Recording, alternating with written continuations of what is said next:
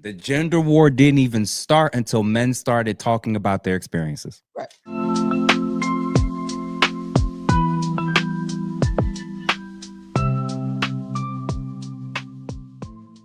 The gender war.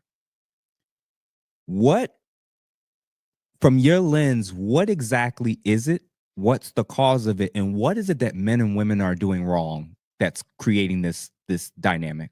You know, and I wrote about this in the we call it the purple book. So all the books kind of get assigned by color, right? So in the purple book, Toxic Femininity, the Black Man's Guide to Modern Black Feminism, there's a chapter in there called the so-called gender wars. And what I mean by that, this word gender war didn't exist when Alice Walker and Oprah Winfrey was doing The Color Purple. It didn't exist when there were numerous articles in Essence talking about brothers on the down low. It didn't exist with Clutch Magazine and Madame Noir was talking all their talk about black men and their failings. It didn't exist when Crystalline Carrison, aka the Pink Pill, was talking about how black men were in sugar honey iced tea and therefore we got the swirl. It only happened when brothers started getting this. Mm-hmm. Then there was a gender war. The gender war didn't even start until men started talking about their experiences. Right. Now it's a gender war. So I call BS on the idea of a gender war to begin with. This is not a gender war. This is black men having their say in the public square, as black women have enjoyed, as you pointed out, for all of our lifetime. Listen, next month I'll be 57.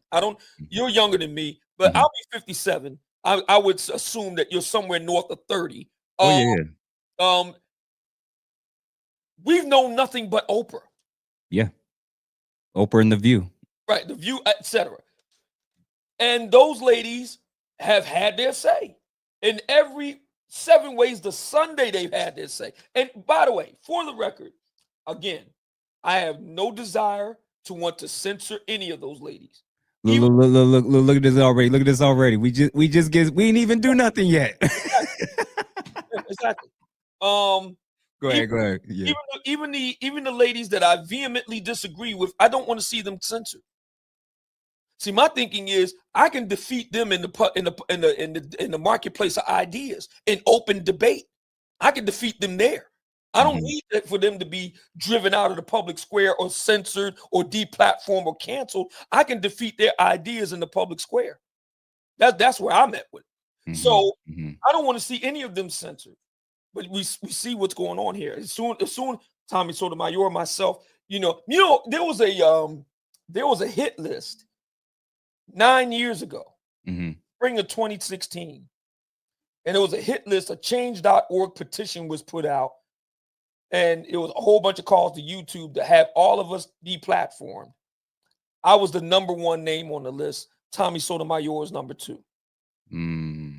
Okay. You're kind of like the wanted, dead or alive type of thing. So yeah, that sort of deal. If these ladies are so strong and independent, why don't they debate us? Like you want to ask me about Coach Greg Adams and this debate he had with this individual. I didn't see the debate, but the point is they had a debate. If the lovely ladies are so strong and independent, why don't they debate us? If that's true. If they got so much on the ball, if their ideas are so superior, if their way with words are so great, why don't they debate us? Why do they keep running for us? Why do they always try to censor us instead of debate?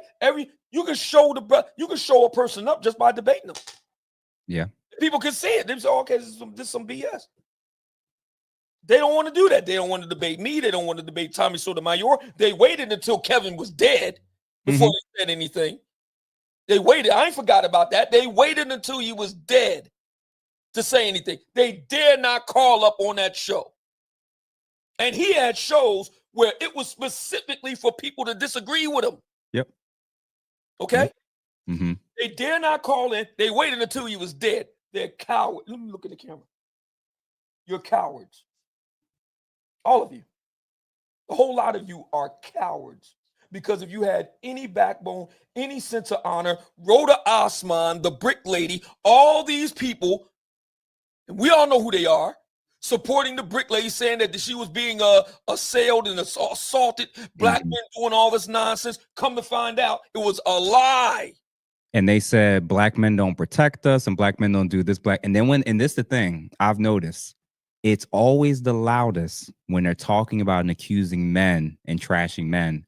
But whenever they find out a lady was lying, that she was actually doing a form of manipulation, that she was actually stealing from them, silence, crickets. Not only is it crickets, Yeah. Brother St. James, I'll say the name, the Conscious Lee. The Conscious Lee is a brother that came out in full-throated support of Rhoda Osman. I did a live, I think it was last month or earlier this month, where I looked right into the camera. I said, now that the courts have rendered their judgment, the good people of Houston, I was in Houston last year for the conclave, the good people of H-Town have spoken. Will the Conscious Lee now come forward and do the right thing, the honorable thing, and apologize to the brothers in the ranks?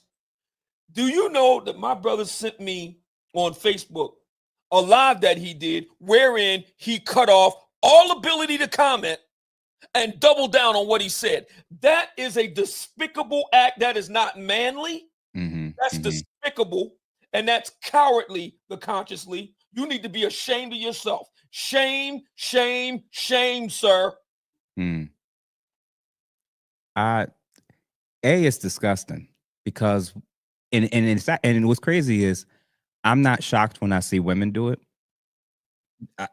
It's the amount of men that's in this space, that's on these stages, that's on these microphones, that's going out of their way to demonize. They're jumping on a bandwagon of siding with third and fourth wave feminists that's literally doing things that's leading towards our extinction.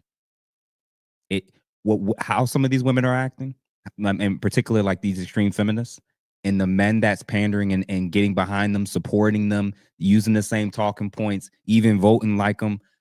I'm like, y'all don't realize that the replacement rate in Western countries is in the negative. That many of us are not going to be able to replace ourselves. You don't emphasize relationships. You don't emphasize marriage. You don't emphasize anything but all the negative stereotypes that the ladies are saying that's men when they really mean it's the men that they chose. And it's disgusting to see men that are doing this, man, because it's like, and I don't know what it is, man. Actually, I know what it is. I know it's about money. I know that, and there was an episode of what was the show? What was the show where they would take the men and women and put them out in the wilderness, and they have to survive for like Naked and Afraid, and something like that, right?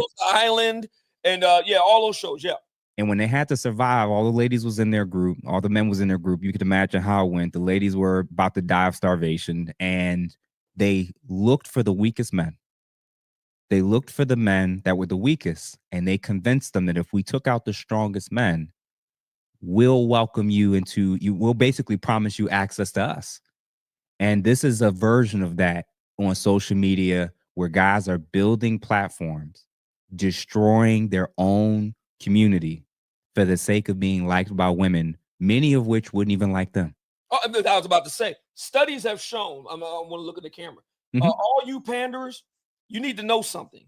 Studies have shown that feminists prefer the quote unquote misogynist when it comes to, I can't say the name. Okay. They prefer it. Studies, not my opinion, studies. They call it benevolent sexism. Y'all can look it up. Don't take my word for it. Benevolent sexism. Feminists. Now, we're not talking about the rank and file because it's only 30% of American women that identify as card-carrying feminists. That's something else a lot of people don't know. That's not the majority of American women do not, and that includes black women, do not consider themselves to be card-carrying feminists. Now, to be sure, they have some degree of feminist thinking and feminist ideas, but they do not consider themselves a member of the party faithful. That's only about 30% of American women. But the hardcore feminists If you look at what they like to watch on it is not politically correct cishet persons with proper representation. All I can't play it on the air. Go over to you. That website, because I don't want to get you in trouble. The hub site. Yeah. Go over there. Uh-huh. They got a whole section. And I know everybody's going over there for the other stuff, but they got a data section that shows you what the ladies are watching in numbers. What are they watching? I can't say it on the air, man. Well, give me a general idea. What are they watching? Well, who's involved? The term begins with the letter G, first word, and the second word B. G. Oh yeah. That's one interest. Okay. Being the center of a GB.